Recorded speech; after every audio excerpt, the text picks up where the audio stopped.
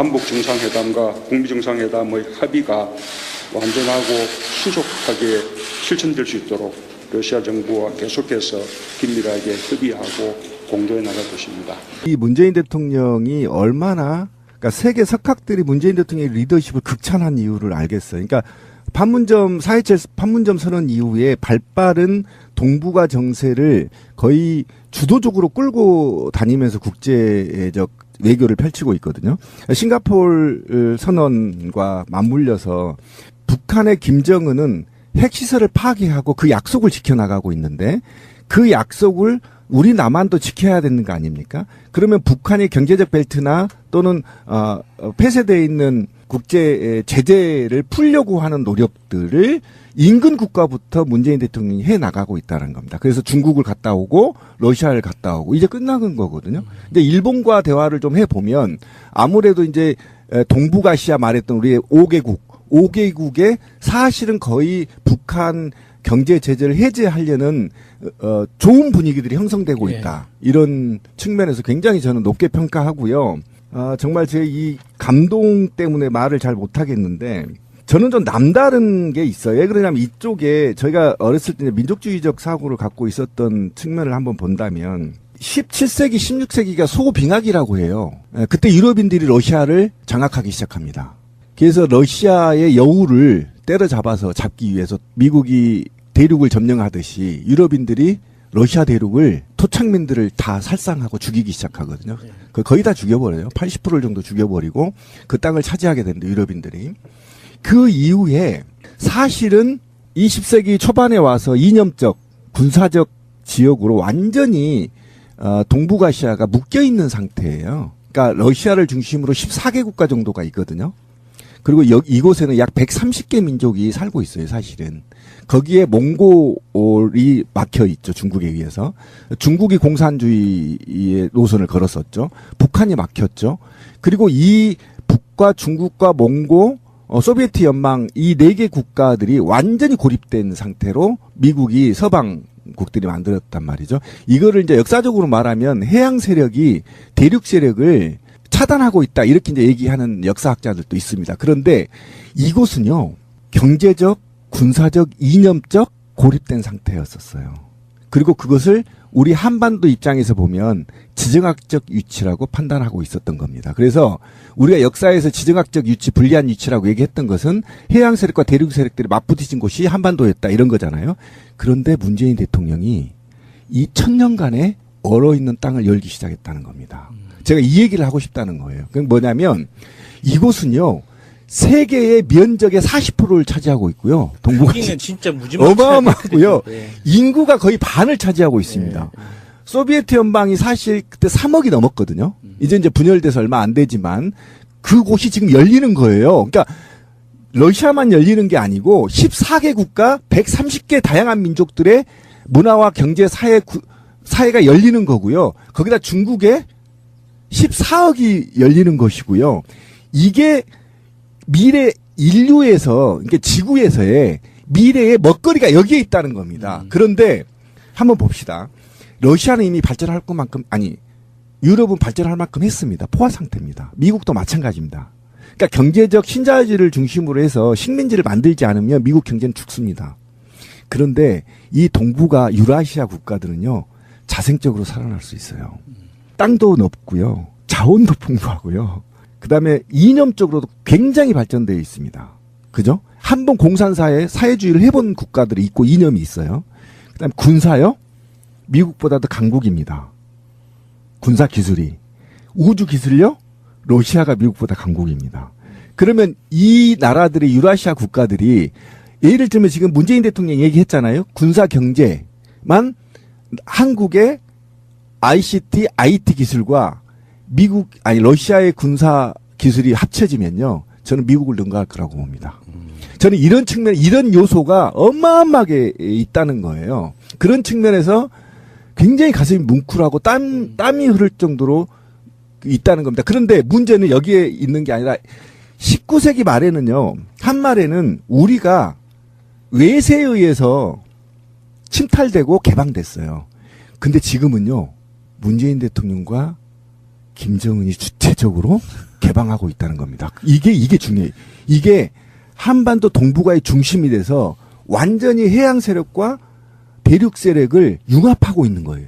문을 열어서. 그러니까 그 과정에서 이제 문재인 대통령이 구체적으로 이야기한 방법론에서 그 세 가지를 이야기를 그렇죠. 했잖아요. 뭐 철도, 가스관, 전력망 예. 이 세 가지를 이야기를 했는데 이 철도, 가스관, 전력망을 그냥 그 사업적으로만 봤을 때는 왜 러시아는 자체적으로 하지 않느냐라고 의구심을 가질 수 있거든요. 그렇죠.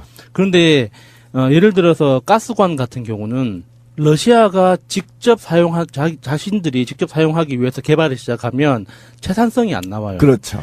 이게 러시아 영토가 크다는 것 자체가 우리나라 국민의 입장에서는 부러워 보이지만 필요 이상으로 커지기 시작하면 각 전력망을 만드는 행위 자체가 굉장히 비경제적인 도전이 되는 거거든요.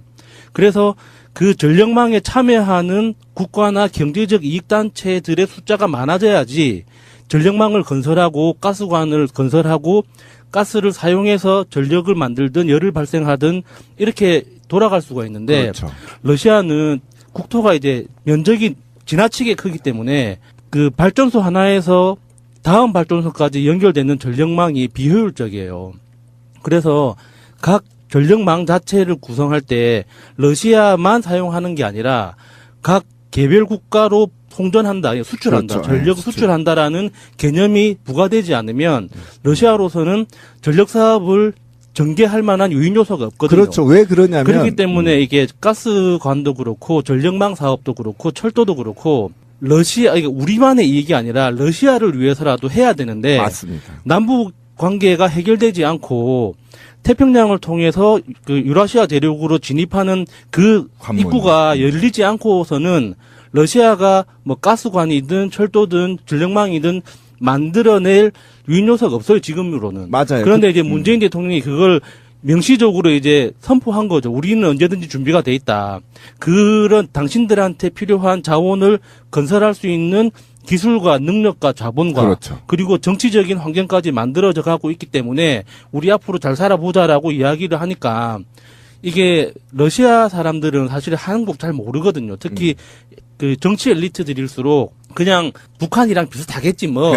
그 정도? 그냥 뭐 동양인들 좀 있는 그 모여 사는 나라겠지 그 정도의 관심이지만 러시아 자국한테 절대적으로 필요한 어떤 기술과 자본을 공급할 수 있는 주체로서 이런 이야기를 꺼내면 그 시선이 확 달라지는 거죠. 그래서 문재인 대통령이 극찬을 받았던 이유가 희망을 등에 안고 갔다면 경제적으로 지금 굉장히 피폐해 있거든요.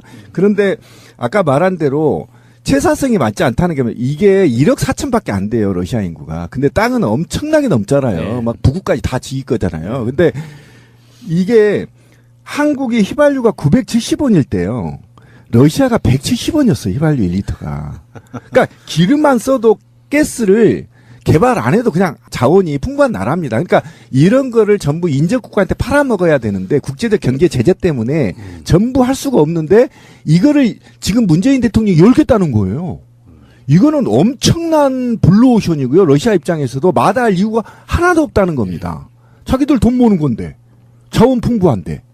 그러니까 적재적소죠. 그렇죠. 적재적소죠. 그 집권 7년 차인 대통령께서 그 수많은 경험들을 통해 가지고 이 상태에서 지금 내가 해야 될 일이 무엇인가. 러시아 관계 여러 가지 다목적이라고 말씀을 드렸지만 국제적 관계에서는 아까 제가 말씀드린 것처럼 우리는 계속 지금까지 미국 입장에서만 생각해 왔던 오랜 시간 동안의 세월이 있었단 말이죠. 근데 실제로 한반도나 대한민국을 위해서 우리가 할 일이 무엇인가를 가장 그러니까 개념 있게 고민하고 있는 그런 모습이 보여요. 중국이나 러시아 등과 우호적 관계를 심지어는 일본도 한반도 비핵화에 대해서 배제시키면 안 된다고 생각하는 게 대통령 입장이지 않습니까? 그렇죠. 거기다가 아베가 또 그랬어요. 내가 뭐 비용은 다 될 테니까 좀 끼워달라 이렇게 요구했잖아요 지금. 그러니까 그런 관점에서 봤을 때 굉장히 영년외교하고 있고요. 이건 어쩜 필수 같은 건데 러시아 의회 같은 데 가서 이렇게 하고 또 이제 결정적으로는 일요일 날 월드컵을 관람하게 되는 뭐 이런 과정들을 보면서 아마 월드컵만 보고 거의 돌아오실 것 같은 예. 그런 느낌이 드는데 우리가 이제 방송하니까 즉각 뭐 어떤 이슈에 대응하는 정도로 끝날 것 같지만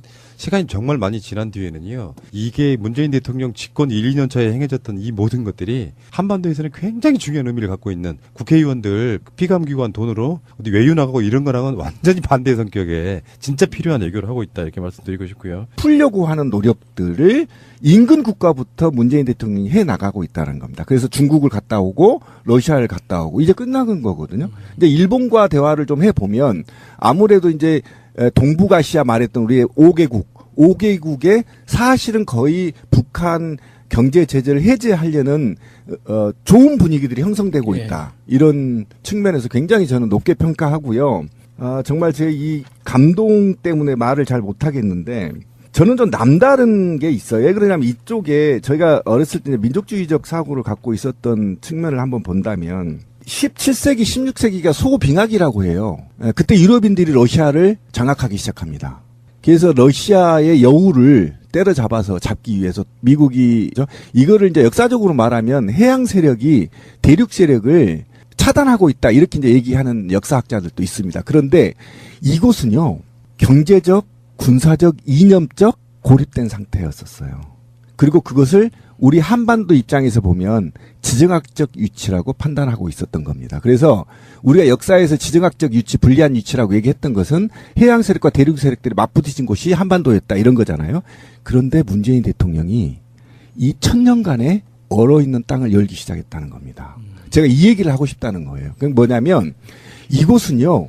세계의 면적의 40%를 차지하고 있고요. 여기는 진짜 무지막지하게 어마어마하고요. 네. 인구가 거의 반을 차지하고 있습니다. 소비에트 연방이 사실 그때 3억이 넘었거든요. 이제 분열돼서 얼마 안 되지만 그곳이 지금 열리는 거예요. 그러니까 러시아만 열리는 게 아니고 14개 국가 130개 다양한 민족들의 문화와 경제 사회가 열리는 거고요. 거기다 중국에 14억이 열리는 것이고요. 이게 미래 인류에서, 그러니까 지구에서의 미래의 먹거리가 여기에 있다는 겁니다. 그런데 한번 봅시다. 러시아는 이미 발전할 것만큼, 아니, 유럽은 발전할 만큼 했습니다. 포화 상태입니다. 미국도 마찬가지입니다. 그러니까 경제적 신자유주의를 중심으로 해서 식민지를 만들지 않으면 미국 경제는 죽습니다. 그런데 이 동북아 유라시아 국가들은요, 자생적으로 살아날 수 있어요. 땅도 넓고요. 자원도 풍부하고요. 그 다음에 대륙을 점령하듯이 유럽인들이 러시아 대륙을 토착민들을 다 살상하고 죽이기 시작하거든요. 거의 다 죽여버려요. 80% 정도 죽여버리고 그 땅을 차지하게 되는데 유럽인들이. 그 이후에 사실은 20세기 초반에 와서 이념적 군사적 지역으로 완전히 동북아시아가 묶여있는 상태예요. 그러니까 러시아를 중심으로 14개 국가 정도가 있거든요. 그리고 이곳에는 약 130개 민족이 살고 있어요, 사실은. 거기에 몽골이 막혀 있죠, 중국에 의해서. 중국이 공산주의의 노선을 걸었었죠. 북한이 막혔죠. 그리고 이 북과 중국과 몽고, 소비에트 연방 이 4개 국가들이 완전히 고립된 상태로 미국이 서방국들이 만들었단 말이죠. 남북 정상회담과 북미 정상회담의 합의가 완전하고 신속하게 실천될 수 있도록 러시아 정부와 계속해서 긴밀하게 협의하고 공조해 나갈 것입니다. 이 문재인 대통령이 얼마나, 그러니까 세계 석학들이 문재인 대통령의 리더십을 극찬한 이유를 알겠어요. 그러니까 판문점 4.27 판문점 선언 이후에 발빠른 동북아 정세를 거의 주도적으로 끌고 다니면서 국제적 외교를 펼치고 있거든요. 싱가포르 선언과 맞물려서 북한의 김정은은 핵시설을 파괴하고 그 약속을 지켜나가고 있는데 그 약속을 우리 남한도 지켜야 되는 거 아닙니까? 그러면 북한의 경제적 벨트나 또는 폐쇄되어 있는 국제 제재를